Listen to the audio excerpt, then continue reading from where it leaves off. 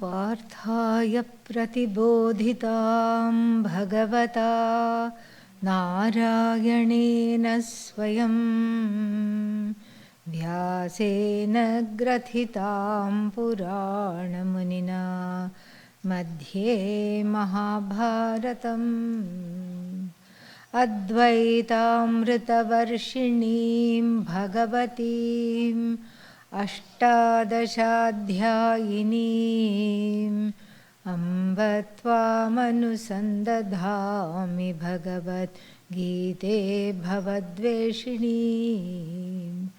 यं ब्रह्मा वरुणेन्द्ररुद्रमरुतः स्तुन्वन्ति दिव्यैस्तवैः वेदैः साङ्गपदक्रमोपनिषदैः गायन्ति यं सामगाः ध्यानावस्थिततद्गतेन मनसा पश्यन्ति यं योगिनः यस्यान्तन्न विदुःसुरासुरगणाः देवाय तस्मै नमः देवाय तस्मै नमः.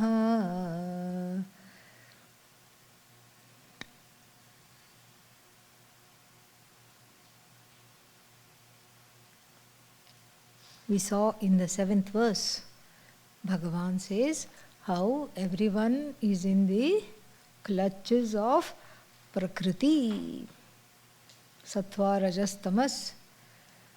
We saw that, and how to get out of this Prakriti, this Sattva, Rajas, Tamas, that also we saw, and by catching hold of Sattva. And so here, the 7th verse, Prakritim yanti mamikam. Mamikam prakritim he kaunteya sarva bhutani yanti. Kalpakshaye punaha tani kalpadau visrjami aham. So repeatedly there is a cycle of this Prakriti. This is not at the individual level of the Tamas, Rajas and Sattva, but at the collective level there is a cycle. And what is that cycle? Projection, withdrawal. Projection, withdrawal. And how does this projection and withdrawal happen? Therefore he says, Mamikam Prakritim. So this Upadhi, Maya Upadhi. So at the level of the collective, at the level of the individual, this is the Upadhi. Ishvara's Upadhi is called Maya Upadhi. This Maya is all knowledge, has the ability to create, and has the ability to take back, and has the ability to put forth this Jagat, and has the ability to project a diverse universe, a multiverse of names, forms and beings. On the individual level, what is the Upadhi for the Jiva? Avidya Upadhi. Maya is the Upadhi for Ishvara. Avidya is the Upadhi for the Jiva. This is very interesting. Why is Avidya Upadhi for the Jiva? Avidya is the shadow side of that same Maya, that same all knowledge and everything from the standpoint of the individual comes under the spell of one of the Shaktis of Maya, which is called Avarna. Avarna means asamantat vrinoti iti avarnaha, that which hides, which conceals. The concealing power of Maya is what the Jiva is facing. So the Jiva faces or comes under the spell of the concealing power of Maya due to avidya. That is why it is called avidya upadhihi jivaha. And then as a result suffers. Ishvara doesn't suffer because Ishvara does not have any avidya and therefore no avarna either. no covering, no avidya, all knowledge. For Ishvara, Maya is all knowledge. For the Jiva, Maya is self-ignorance. Maya is self-ignorance. And so therefore here, the Maya, Sarva Bhutani Yanti Prakritim. Yanti means they go towards this Prakriti. Avashat. He's going to say that later. Without even any will involved. Whose will is involved? The karmic will is involved. Depending on one's karma, one is under the spell of this Maya in different ways. So, Prakritim Yanti Mamikam, and then what do I do to them? At the end of the Kalpa, I take everything back. I means this Ishvara along with Maya Upadhi. The Paramatma, which is Satchidananda, along with Maya Upadhi gains a new identity. What is that? Ishvara. And the same Paramatma with the Upadhi called Avidya gains another identity. What is that? Jiva. Full of peeves. May as well call him Piva. This is what it is. So on the one hand, Ishvara, and on the other hand, Jiva, both of them are what? Paramatma. You can see how the morning classes are flowing into this. Yeah, that is why this chapter was chosen, so that there will be some overlap like that. So therefore now, the nature of this Prakriti and how this Prakriti operates is going to be talked about in the couple of more verses. And usually in certain theologies, like the Sankhya philosophy, will say there are many Purushas, and then Prakriti, of course, is the creatrix. She creates everything, and she is the one who creates, and then it has nothing to do with the Purusha. The Purusha and Prakriti are not connected at all. This is very difficult to swallow. You can easily swallow a raw pumpkin whole.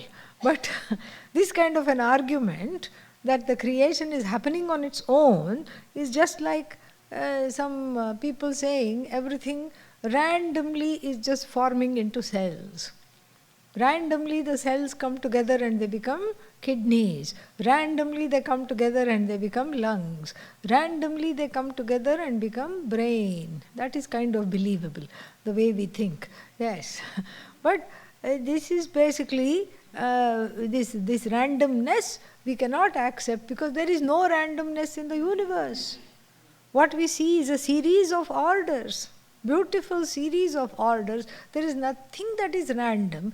Even that which we call a coincidence is another name for Bhagavan. So there is no randomness at all. So we can't accept that the Prakriti is just acting out on her own.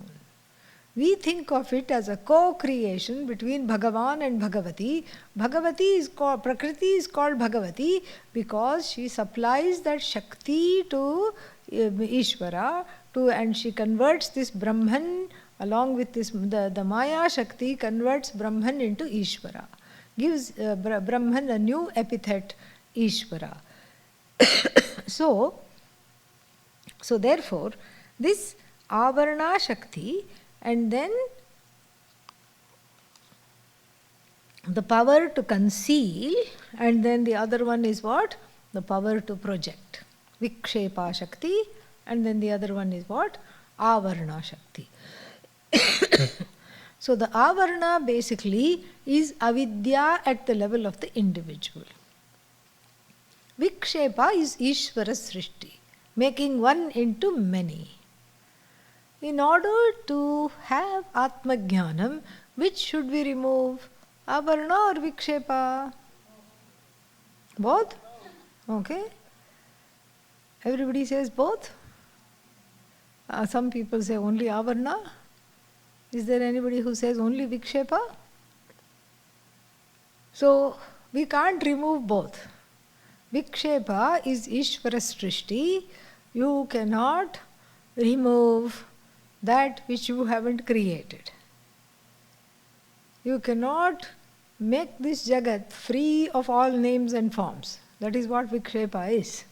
Can you make this Jagat free of all names and forms? No, you did not make the names and forms. You can only tackle Avarna. You can only make sure that you are free of seeing all these names and forms as separate from one another. That is Avarna. That is the concealing power, that the I is there in everything. So, with the help of Vedanta Shastra, Avarna is gone. What about Vikshepa? Vikshepa need not be gone. Vikshepa does not create any problems. The multiplicity does not create problems. It's like when you go and stand in a room full of mirrors. Wherever you look, there is infinite projections of you, of your reflection. You're not bothered by it. Why? Because you know each and every one is you.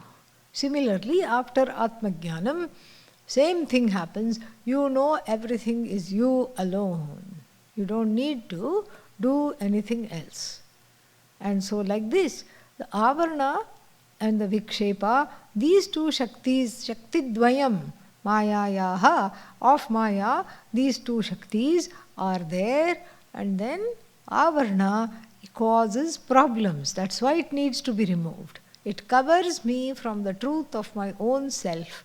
That's why it needs to be removed. Vikshepa can continue.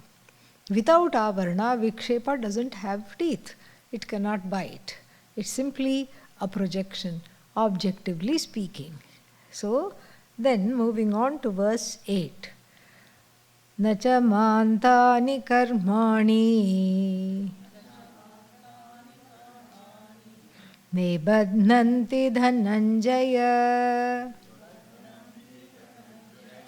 udasinavadasinam asaktanteshu karmasu. Yeah. So, he says that this whole business of creation, it doesn't bother me. It doesn't really affect me. So the action of Jagat creation, what does it do? It doesn't give me any punya, and neither does it give me papa. In fact, I didn't do it at all.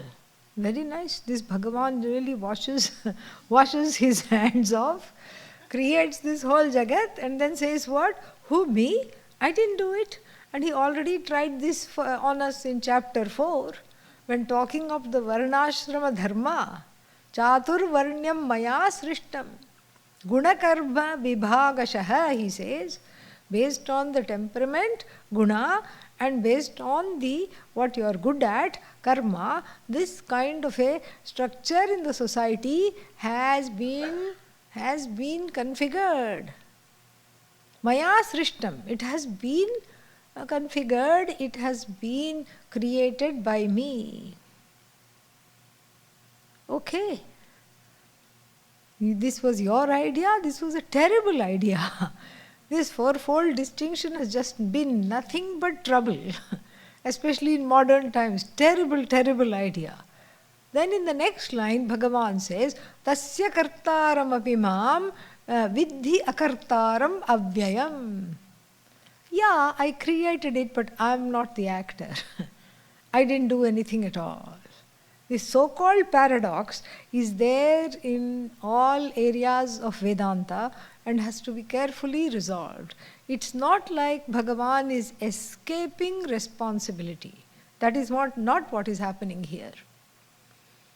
It's not like Bhagavan is saying, uh-oh, I made a mistake. First, yes, I did it. Oh, you did it? It's a terrible idea. Why did you create this horrible Jagat full of all kinds of karmas unfolding all the time? What a terrible idea. No, I didn't do it at all. So, This is something we have to understand properly. And why should we understand Bhagavan's nature properly? Because who is this Bhagavan? Me. This Jiva is this Bhagavan. So understanding Bhagavan's nature, one can also say, I am not the Karta, I am not the Bhokta. And that is where one needs to go. And so therefore, here it is said, Nachamam tani karmani nibadhanti he Dhananjaya.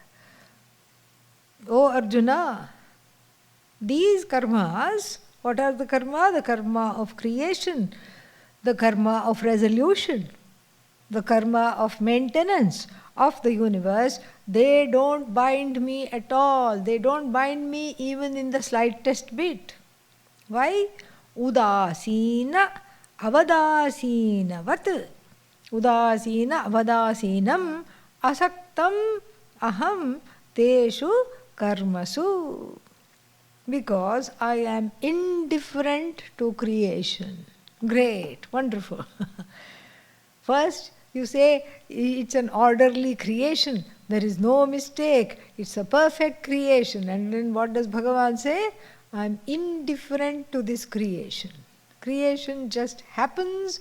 I happen to be there. That's all. I am udasina. Udasina means utterly and completely neutral. I'm not micromanaging, or I don't have control issues vis-a-vis the creation. I don't have control issues. I'm not trying to say, this person should succeed. Yay, we are rooting for you, go. No. And I don't think this person is an idiot, because I know all their past lives, they have studied nothing, they have understood nothing, and they don't deserve to succeed. I don't have raga dvesha. Therefore, I am utterly udasina, asanga, uninvolved I am, and indifferent I am to this rollout called the creation. I am not involved in it, uninvolved and indifferent I am to this creation, asaktam and udasinam. Asaktam, uninvolved, unattached, uninvolved, udasina, neutral. Completely neutral I am to this creation. There are not certain things I like, there are not certain things I do not like. Nothing. Asaktam teshu karmasu, with regard to those karmas of creation, sustenance, and what else is there? Resolution, dissolution. I have nothing to say. I'm not involved in it at all. This looks like a contradiction. This looks like a terrible contradiction, because on the one hand, I am the one who created all this, and then after that what? I haven't done anything. Many stories are told to illustrate this. The stories of the gopis coming to Krishna, and then they dance, they sing, they have a great time. Then it's time for the gopis to go home. The river Yamuna is in spate. They cannot cross, it's too dangerous. They run back to Krishna and say, help us, put a spell, make the water come down. Oh, you all want a mantra? Yes, we want a mantra so that the Yamuna will come down. Mother Yamuna will come down and we can go home safely. All right, here is the mantra. Go to the river bank and say, if Krishna is a Nitya Brahmachari, meaning has not even looked at one woman in his whole life, may the river part. And the gopis say, this you must be joking. Really? Why? You were just now pulling my hair, one says. The other one says, hair, you were pulling my cheek. Third one says, you were flirting with me earlier. How can you call yourself a brahmachari? A brahmachari means the one who is into all kinds of religious disciplines, including celibacy. How can you call yourself a nitya? Not only a brahmachari, but a nitya brahmachari means from birth I am a brahmachari. And then they say, no. This is nonsense mantra. This is not going to work. Give us a proper mantra. And what does Lord Krishna says? This is all I got, ladies. You can, you can try it out or not. It's up to you. No, we are not going to try. Okay, if you're not going to try it out, I would love your company all night long, no problem. Then half-heartedly, not even meaning to say it, they just say, all right, this is a big lie, but if Krishna is a Nitya Brahmachari, may the waters of the Yamuna part. And they parted.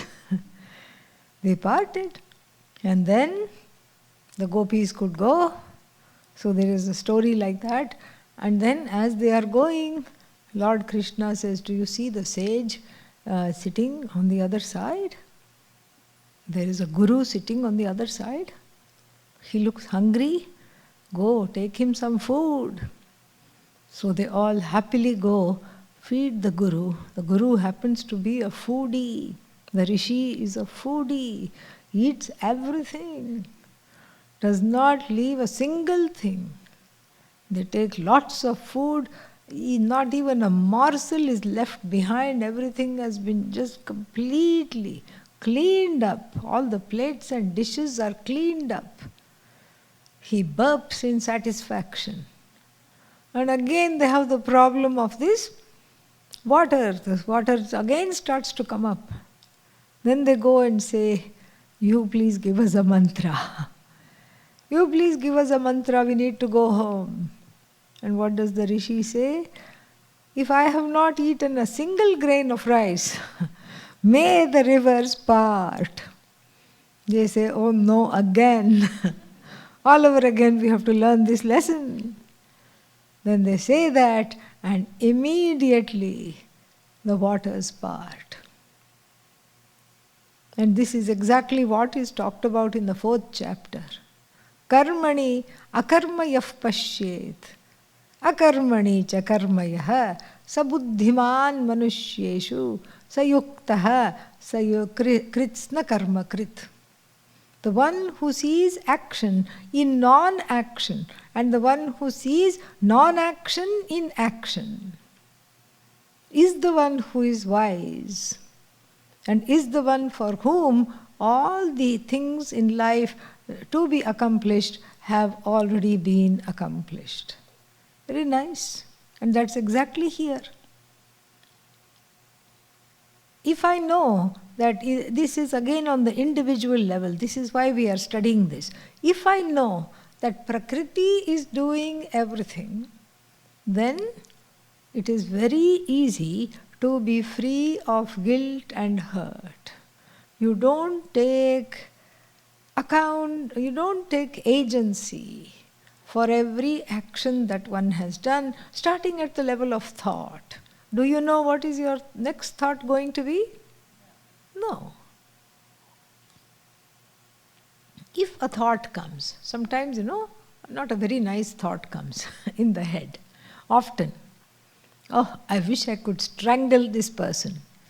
You are yourself surprised by the thought. Oh, MG, how did I have this thought? I have some feelings against this person, but not this bad. Poor thing, let them be alive. Why did I get this thought? You yourself are surprised. But even though you know that the thought has come, why? Because of sattva, rajas, tamas. That's why we spent the whole of yesterday talking about sattva, rajas, tamas.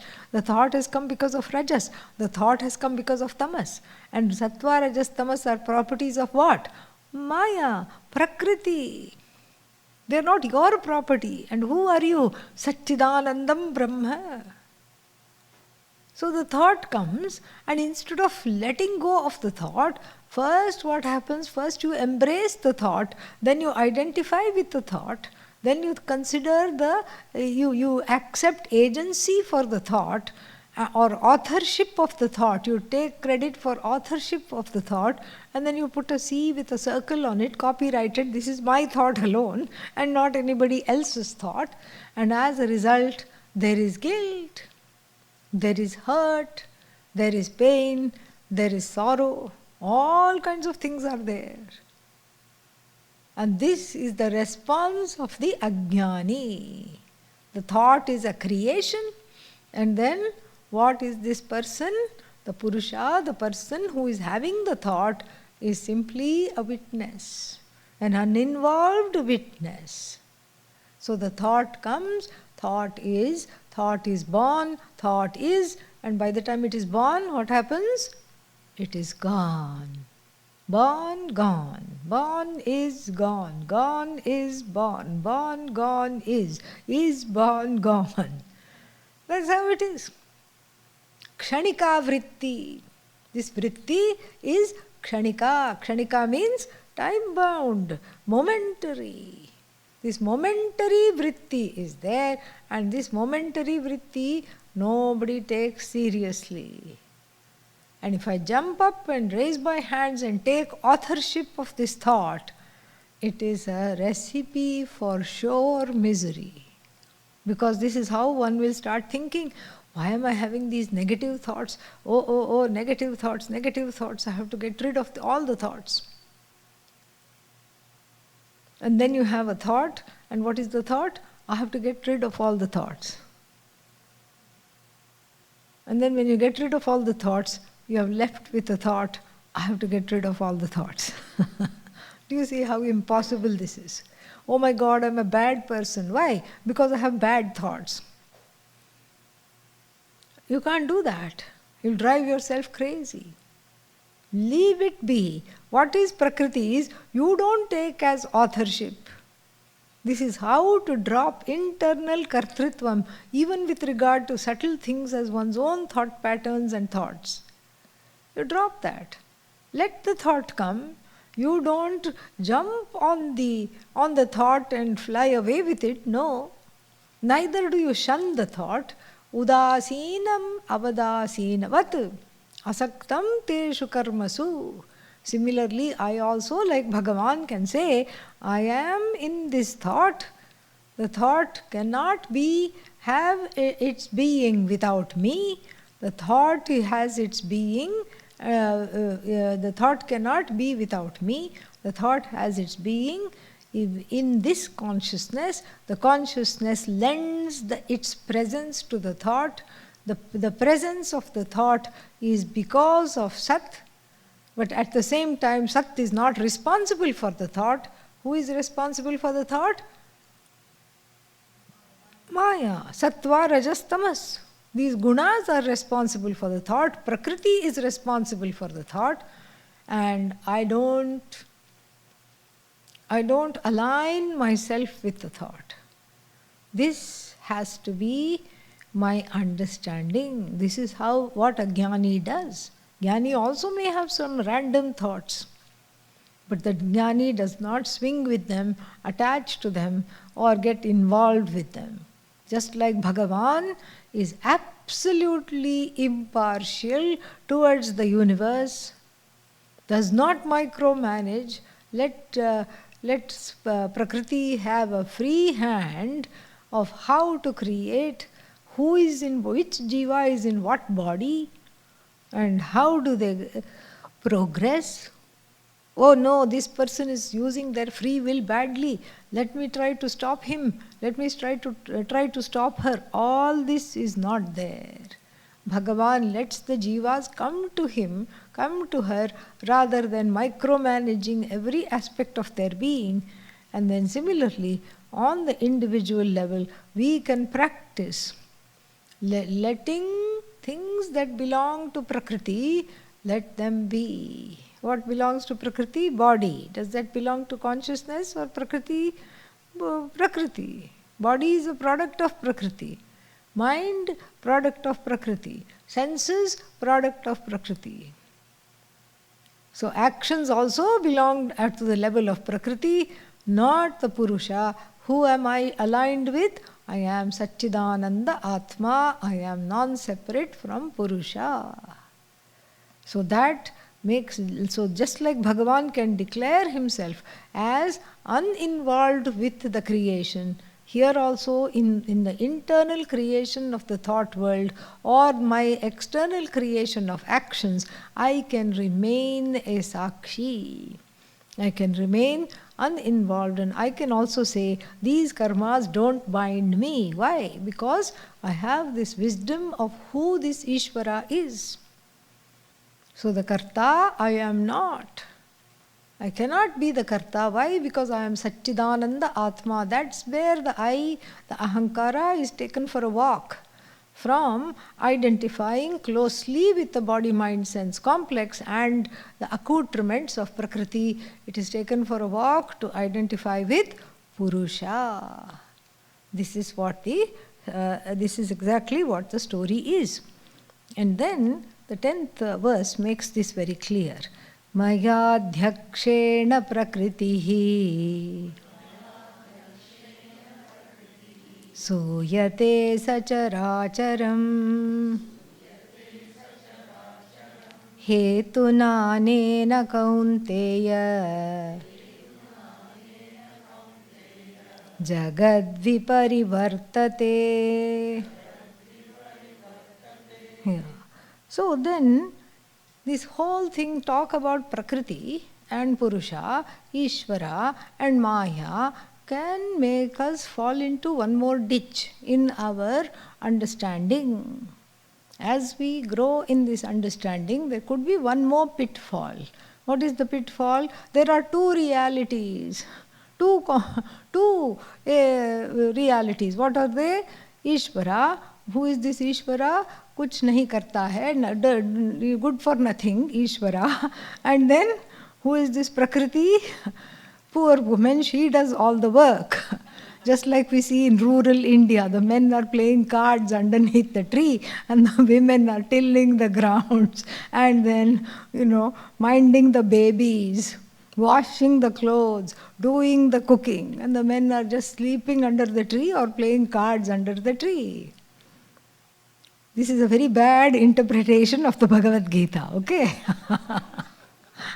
Do not go with this interpretation. So this has nothing to do with man and woman, first of all. The word Ishvaraha is what? Is masculine. The word Prakritihi is feminine, that's all. Grammatically, it is not gender of the entities involved because there are no two entities. We have to first understand that. This is the mistake we can make. That the woman, the Prakriti woman, female, is doing everything and the male is just sitting and watching TV. No, that is not what is talked about here. And it is not some kind of an exploitative division of labor either. This is a beautiful dance. It's a cosmic dance. We say Tandava from the standpoint of Nataraja. And from the standpoint of the consort, we say Lasya. Shivakami, the consort of Nataraja, Lasya, another dance. And those both are in step with each other. Each one is not trying to overpower the other. There is no other actually. Both are one. From the standpoint of the intelligence that presides over the universe, we say Ishvara. From the standpoint of the material and the raw material, we say Ishvari. There is no difference at all. Absolutely no difference. She is he is she. That's why in this culture we have a strong goddess worship. We have Vishnu Sahasranama, and then again we have what? Lalita Sahasranama also. Same thing. You can invoke Bhagavan as him and say you are the ultimate refuge. Or you can invoke Bhagavan as her and say, you, oh Mother Goddess, are the ultimate refuge. No difference at all. The difference here is just pointed out, not in terms of male and female. That is our, incapacity to see anything beyond that. Because of our incapacity, we look at it that way. But here, it's not male and female. It's the Shakti and the intelligence, and that is what is pointed out in this verse. Maya adhyakshena. Adhyakshena means I supply the Satchidananda.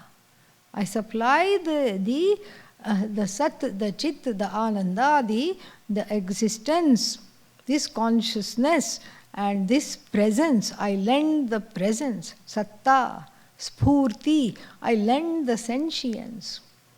And what does Maya do? This Maya Shakti converts them into the raw material for creation. It's all a magic. So who is this Maya Shakti? She is Mithya Kalpita Shakti. Kalpita by who? Brahman alone. How does Brahman, who cannot act, have this Kalpita Shakti? Certain things we don't ask because there is no answer for that. Why is there no answer for that? Because really speaking, there is no creation. What do you mean there is no creation? Oh, then how come there is a table, there is a chair, there are so many bodies in the room, and you are saying there is no creation at all? That's because we have to progress further in Vedanta Shastra. That's all that there is. Creation is there, but ultimately it is Bhagavan. It is, we saw earlier, in the earlier class, what is this creation? Vak Arambhanam, that which begins with the word. Vak Alambanam, that which is dependent upon on word and meaning. That's what the creation is. There's no creation other than you. You are the one who is naming, who has the power to name the things in the creation. You are the namer, you are the one. You are the only sentient being in this creation. You are the only one who can name. The pot cannot say, I am pot. Thank God. Otherwise the microphone will have a few things to say. Why should I keep amplifying you all the time? I too have studied Vedanta. I have a few things to say. Let me take the next lecture. Yeah. Certain things are inanimate. You alone are the only sentient presence in the whole entire universe. And that sentience is there in everything, but it is latent. In you, it is manifest. In the rock, this sentience, the Satchidananda, is latent. Why? Sukshma Sharira Abhavat. There is no Sukshma Sharira, there is no subtle body. Because of the absence of the subtle body, it is just not there.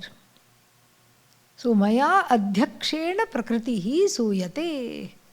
The blueprint of the Jagat is with me. And then I give her the blueprint and she just executes. The entire creation is executed in keeping with the intelligence which is Bhagavan. Anena hetuna anena jagad viparivartate. That is how the Jagat keeps moving and changing, coming into being and going away.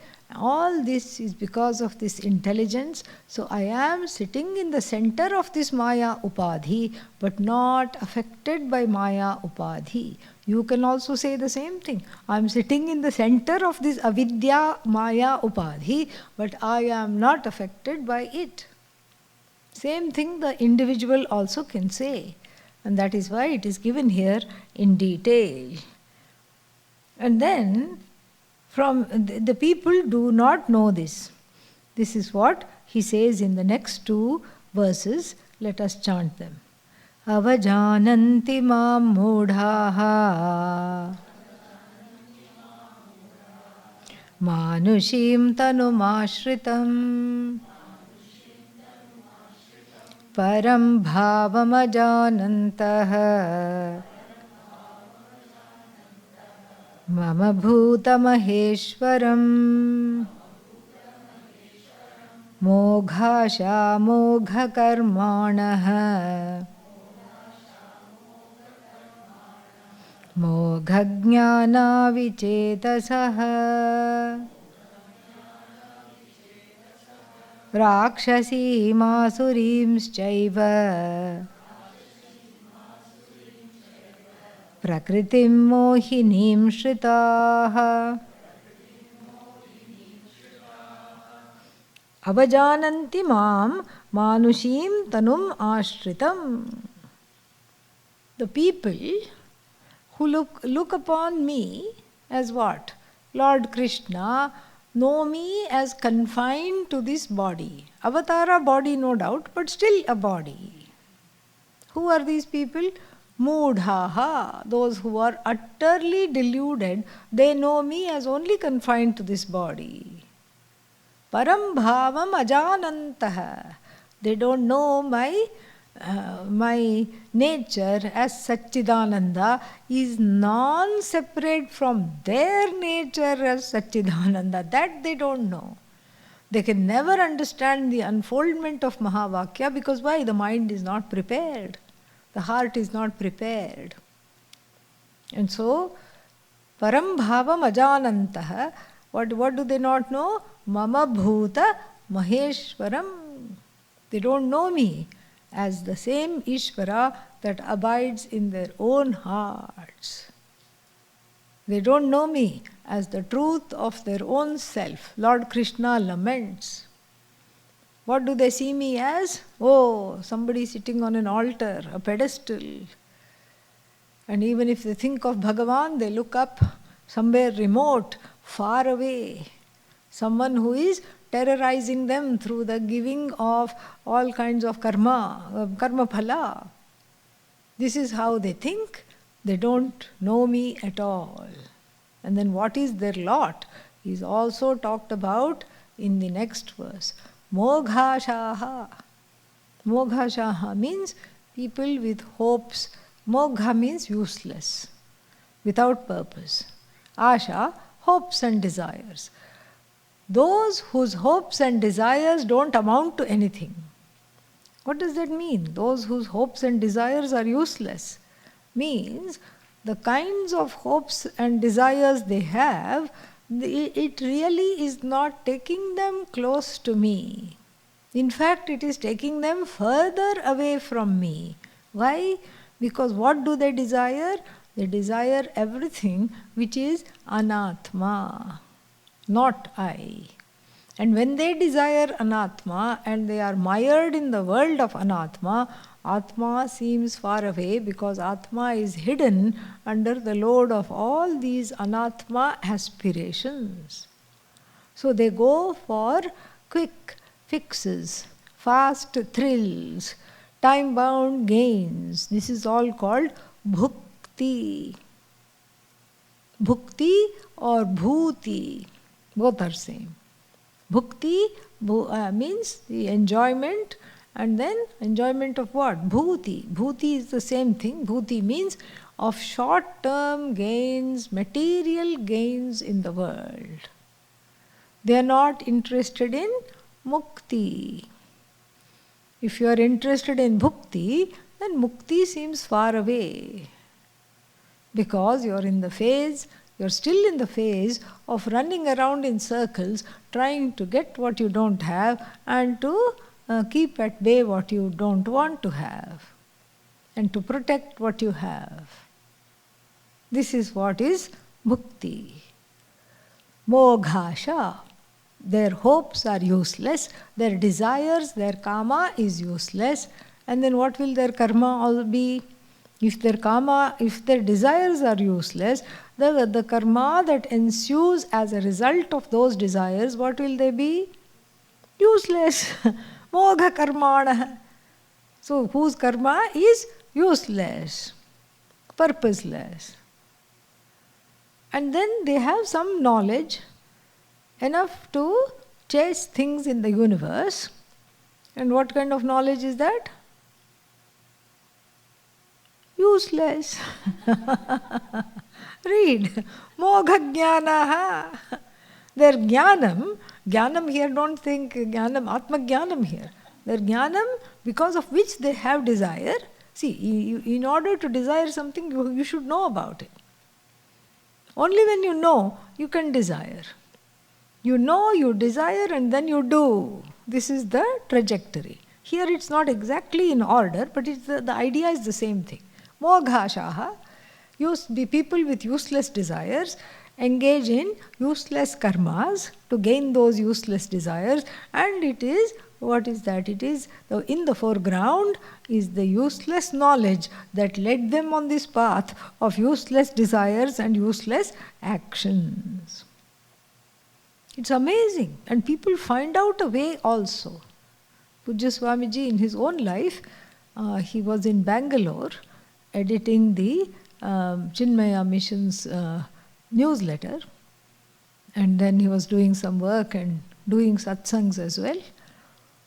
And then some cousin or nephew, I forget who it was sent to Bangalore to be with him so that the nephew could have a good role model. The nephew had unfortunately taken to alcohol. So the aunt or whoever it was thought this young man being with Swamiji would come out of this. So he was sent, and he came, and then he was interested in Sanskrit, learning Sanskrit. So Swamiji said, every evening we will have Sanskrit class. 2 days he came and he was very happy with all the verbs, and he had a good memory. He rattled everything off. And then 3rd day, missing in action, not in Sanskrit class. 4th day, not in Sanskrit class. 5th day, not in Sanskrit class. Swamiji got worried. Where does he go in the evening? What has happened? So he asked around. Oh, then somebody very obligingly said, oh, your cousin, your nephew, whoever it is, he goes to the 5th house in this neighborhood on this road. 5th house on this road? Why? What is so special about the 5th house on this? You go see. It's a drinking den. And Swamiji said, I have lived here for 2.5 years. I had no idea that this existed 5 houses away from me. I had no idea that this was just in the same neighborhood. Why? The jnanam wasn't there, the desire wasn't there. If the desire is there, then I will have jnanam, then I will do the karma. But this fellow, the desire was there, and the force of the desire led him to have jnanam. What jnanam? Where is alcohol there? Very easily available. That jnanam. And the karma is also what? Useless. You go there and get wasted and come home. That is what was the situation. So if you want something, you can find out. You can find out anything. Moghashaha, mogha karmanaha, mogha jnanaha. And who are they? Vichetasaha. Chetas means heart. It doesn't mean they are vichetasaha, doesn't mean they are heartless. But no viveka. No viveka. That's why they are moghashaha, mogha karmanaha, mogha jnanaha, vichetasaha. Vichetasaha means they have absolutely no viveka. They do the wrong things. They desire the wrong things. They have wrong knowledge. And then what happens as a result? Rakshasim asurim chaiva prakritim mohinim shritaha. Shritaha, taken recourse to, taken refuge in. Refuge in here must be read as identified with. They have mistakenly identified with the deluding Prakriti. They have identified with Prakriti. And Rakshasim Asurim Chaiva. What kind of Prakriti? Prakriti here doesn't mean Prakriti. Here Prakriti means nature. So they have identified with and taken recourse to Rakshasim Prakriti. Mohinim Prakriti. A kind of a deluding nature, a kind of a demonic nature. Why does Lord Krishna call them demonic here? Because they go after whatever they want. And if anybody or anything comes in the way, off with their head. It is like that. Nobody can come in the way of a person under the spell of an addiction. So, Rakshasim Asurim Chaiva. Asuri again, Rakshasi and Asuri. In the 16th chapter, Bhagavan tells what is the difference between Asura and Rakshasa. Asura is the one who is in the process of fulfilling. The asuras are those who at all costs want to fulfill their desires. And if you come in the way, you are gone. What are Rakshasas? Rakshasas are those who torment everybody just for the fun of it. Even if you don't come in their way, you are collateral damage. So here, this kind of an action, this kind of a prioritization, having these kinds of priorities in life makes one into both Asura and Rakshasa. Don't think Rakshasa means it like in the comic books you have to have those handlebar mustaches and then those canines coming out. No, no such thing. Rakshasi and Asurim chaiva prakritim mohinim shritaha. They have taken recourse to the deluding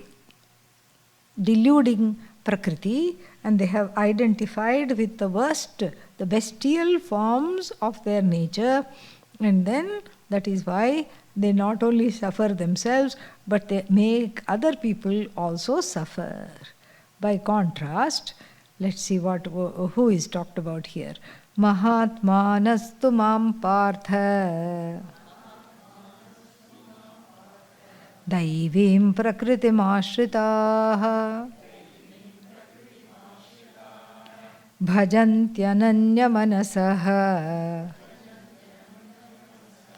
jnatva bhutadim avyayam. Tu here means by contrast. In contrast, tu, whereas. Whereas what? Mahatmanaha. Those who are great. Mahan Atma Yasya. Everyone has a great Atma, but those who understand this. Those who are great. Mahatmanastu mam partha. What have they done? They have taken recourse to Daivi Prakriti. Daivi Prakriti means godlike nature.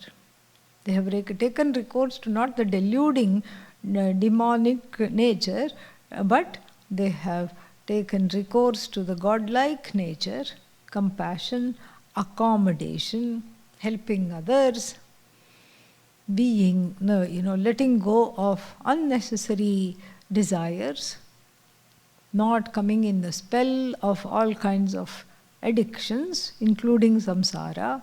These are the people who seek me. Who is this me? Bhutadihi. The one who was born before, the one who is there before everybody else, before all the Jagat, before all the five elements, that which was there, that is me, Avyaya, unchanging me. They have taken recourse to bhajanti ananya manasaha.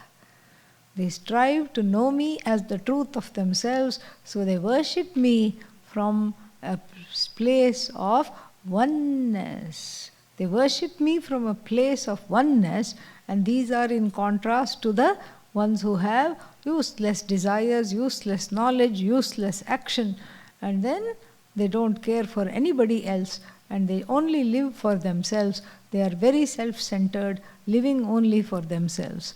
And so these are the people who are contrasted with here, whereas the Mahatmas, who are these Mahatmas? Those who are pursuing the Bhagavad Gita, those who are pursuing Vedanta Shastra, they are the Mahatmas. Mahatmanastu mam daivim prakritim ashritaha ananya manasaha bhajantaha. And what do? They worship from a place of oneness. In order to discover and abide in the oneness, they worship. And then who do they worship? Bhutadim mam avyayam mam.